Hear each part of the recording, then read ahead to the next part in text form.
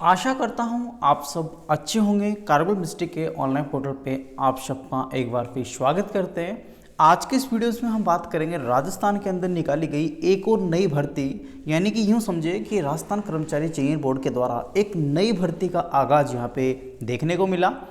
अगर बात करें भर्ती की तो ये आपकी अग्निशमन अधिकारी, साथ ही यहाँ पे फायरमैन सीधी भर्ती 2021 के रूप में ये फुल एडवर्टाइजमेंट यहाँ पे हाल ही में रिलीज किया गया है।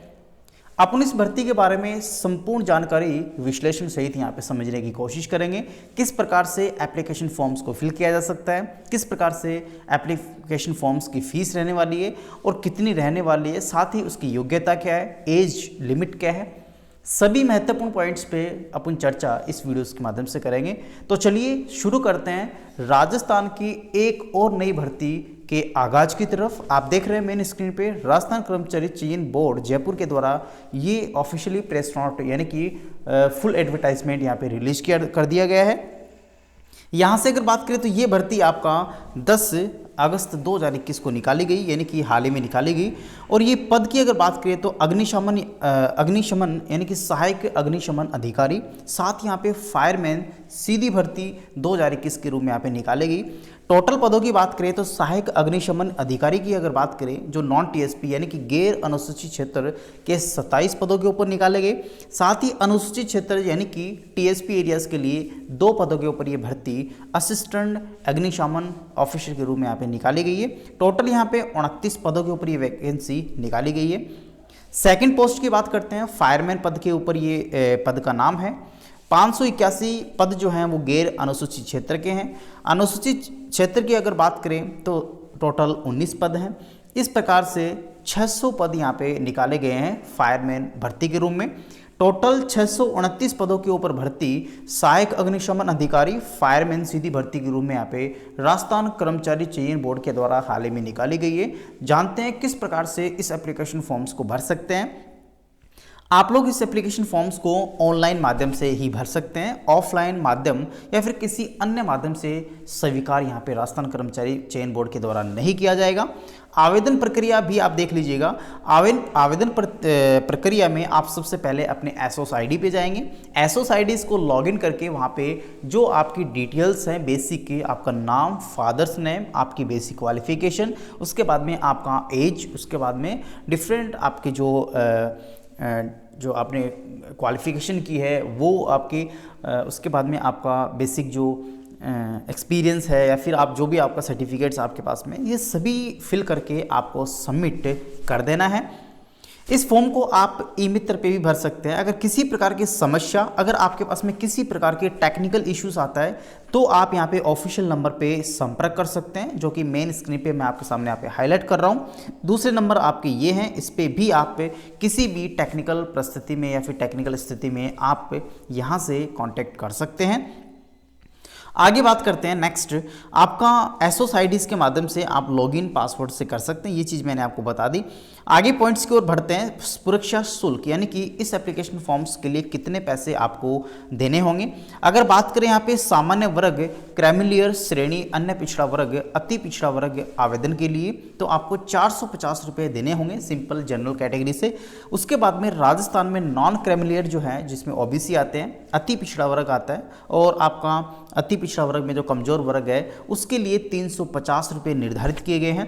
उसके बाद में आपका नेक्स्ट जो आता है आपका समस्त योग्य जन, विशेष योग्य जन जो है, इसमें पीडब्ल्यूडी होते हैं, फिजिकली हैंडीकैप्ड जो हैं, उसके लिए 250 रुपये रखे गए हैं। उसके बाद में जिनकी इनकम 250 रुपये से कम है या फिर पारिवारिक जो वार्षिक आय जो है 250 रुपये से कम है तो उनके लिए आपको 250 रुपये इस एप्लीकेशन फॉर्म्स के लिए देने होंगे। तो ये अपने पास में परीक्षा शुल्क के बारे में बात हो गई, कितना परीक्षा शुल्क कौन सी कैटेगरीज को देना होगा। बात करते हैं प्रवेश पत्र की। तो प्रवेश पत्र की जो भी इंफॉर्मेशन होगी वो मेन ऑफिशियली वेबसाइट्स के माध्यम से आपको समय पे अवगत करवा दी जाएगी। आप लोग अपनी वेबसाइट्स को प्रॉपर वे में सर्व करते रहें। नेक्स्ट बात करते हैं उसकी वैकेंसी की कैटेगराइजेशन की। अगर बात करें वर्टिकल रिजर्वेशन की तो इसमें सहायक अग्निशमन यंत्र जो है, अगर ओबीसी आपका जनरल कैटेगरीज की बात करें तो टोटल इसमें 27 वैकेंसी है। इसमें जनरल के सामान्य पुरुष के लिए 9 है, सामान्य महिला के लिए 2 है, विधवा के लिए 1 है। इसी प्रकार से अनुसूचित जाति के लिए 3 सामान्य पुरुष के लिए हैं, 1 आपकी महिला के लिए। इसी प्रकार से अनुसूचित जनजाति के लिए आपका 3 पुरुष के लिए है, महिलाओं के लिए कुछ भी नहीं है, विधवा भी नहीं है, पृथकता भी नहीं है। अन्य पिछड़ा वर्ग यानी कि ओबीसी के लिए सामान्य पुरुष के लिए 4 वैकेंसी हैं, सामान्य महिला के लिए 1 वैकेंसी है। आगे आपका सामान्य अति पिछड़ा वर्ग में सामान्य पुरुष के लिए 1 है, और इसी प्रकार से आर्थिक रूप से कमजोर वर्ग के लिए 2 सामान्य पुरुष के पदों के ऊपर ये वैकेंसी निकाली गई है। चलते हैं सेकंड पोस्ट पे, जिसमें फायरमैन है। टोटल 581 पद हैं। इसमें 581 पदों में 148 में बात कर रहा हूँ नॉन टीएसपी एरियाज के लिए, जो वर्टिकल रिजर्वेशन के नाम से आप लोग जानते हैं। इसमें डिफरेंट कैटेगरीज होती है, और हॉरिजॉन्टल रिजर्वेशन वो होता है जिसके अंदर ex serviceman, physically handicapped candidate को या फिर स्पेशली जो योग्यजन जो अभ्यर्थी हैं उनको यहाँ पे शामिल किया जाता है। अपन वर्टिकली नॉन टीएसपी एरियाज की बात कर रहे हैं, तो इसमें 581 हैं। हालांकि वैसे तो टोटल आपकी 600 हैं।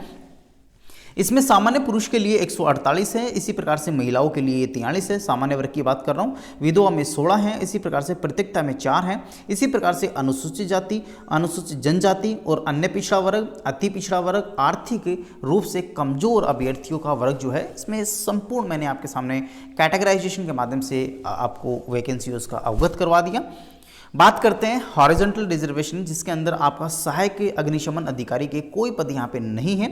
उसके बाद में भूतपूर्व सैनिकों के लिए 3 हैं, उत्कृष्ट खिलाड़ी का कोई वैकेंसी नहीं है। फायरमैन के आपके भूतपूर्व सैनिकों के लिए यानी कि एक्स सर्विसमैन के लिए आपका 72 वैकेंसी है, और उत्कृष्ट खिलाड़ी के लिए 11 वैकेंसी। काफ़ी अच्छी खासी वैकेंसी आप लोग यहाँ पे उत्कृष्ट प्लेयर्स के लिए देख सकते हैं।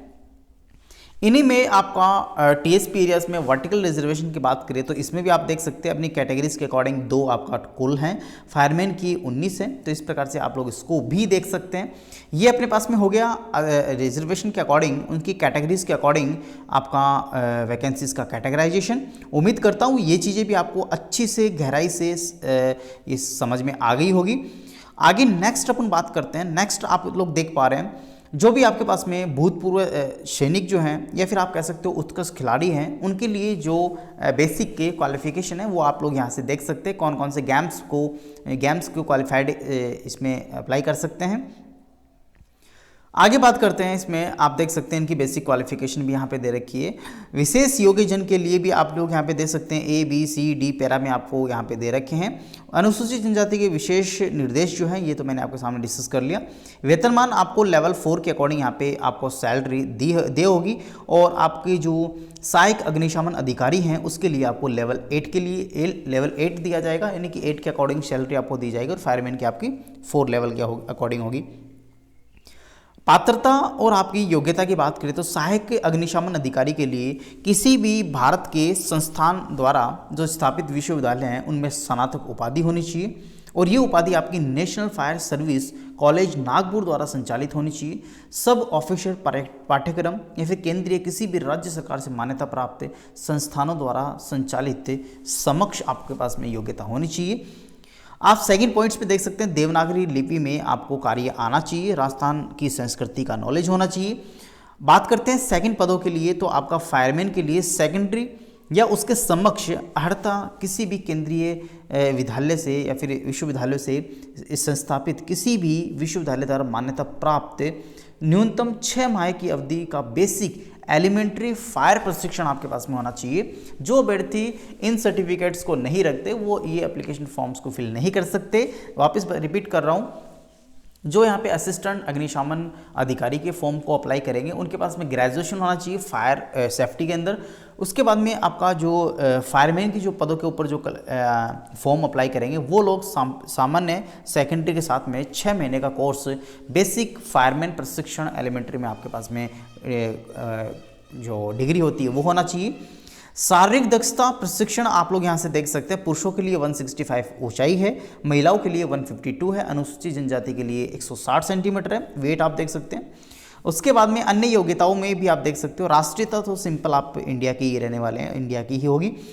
उसके बाद में कुछ यहाँ पे अस्थायी पेंशन है, विवाह पंजीयन, अगर आप मैरिड है तो आपको विवाह पंजीयन भी एप्लीकेशन फॉर्म भरते समय लगाना होगा। परीक्षा शुल्क जमा करवाने की अवधि जो है आप देख सकते हैं, इसके लिए आप लोग 18/8 यानी 18 अगस्त से लेके 16 सितंबर के बीच में इस एप्लीकेशन फॉर्म्स को भर सकते हैं। यानी 18 तारीख से इस एप्लीकेशन फॉर्म्स के लिए ऑनलाइन एप्लीकेशन शुरू किए जाएंगे और लास्ट डेट जो है वो 16 सितंबर 2021 है। आप लोग 16 सितंबर तक इस एप्लीकेशन फॉर्म्स को रात्रि 12 बजे तक भर सकते हैं। उसके बाद में इसका ऑनलाइन एप्लीकेशन लिंक्स वो डीएक्टिवेट कर दिया जाएगा। उसके बाद में कुछ नियुक्ति अयोग्यताएं जो हैं वो चीज़ें अपने काम की नहीं है। आवेदन कैसे करें, तो सिंपल आपको मैंने ये बता दिया, SSIDs के माध्यम से जाके आप अपने एप्लीकेशन नंबर से स्कैन कर उसको ओपन करके आप भर सकते हैं। इसके लिए आपको फॉर्मेट जो है फ़ोटोज़ का है, सिग्नेचर का है, उसके बाद ये सभी जो बेसिक जो इन्फॉर्मेशन है ये तो मैंने आपके सामने डिस्कस कर दी और आपको पता भी होगा। संशोधन की प्रक्रिया आप देख सकते हैं, आपको एप्लीकेशन फॉर्म्स के लास्ट दिन के पश्चात 7 दिन का दिवस में निर्धारित 300 रुपये देके आप अपनी एप्लीकेशन फॉर्म्स को एडिट कर सकते हैं, संशोधन कर सकते हैं। ये आपका संशोधन की प्रक्रिया है, लेकिन लास्ट डेट के 7 दिन बाद लास्ट दिन से 7 दिन तक यहाँ पे इसको ओपन किया जाएगा। यानी कि लास्ट डेट अगर इसकी 19 सितंबर है,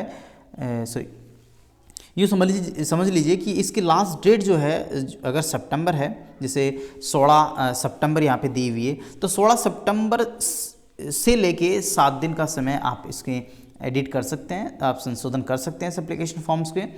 उसके बाद परीक्षा स्कीम्स पाठ्यक्रम भी आपको वेबसाइट्स पे इस पर कर दिया जाएगा रिलीज़, तो उसको उस समय अपन यहाँ पे डिस्कस करेंगे। उम्मीद करता हूँ इस भर्ती के सामने आपके सभी कन्फ्यूजन दूर हो गए होंगे। किसी प्रकार का और भी इससे संबंधित कन्फ्यूजन है, क्वेरीज है, आप कमेंट बॉक्स में कमेंट कर सकते हैं। Thank you.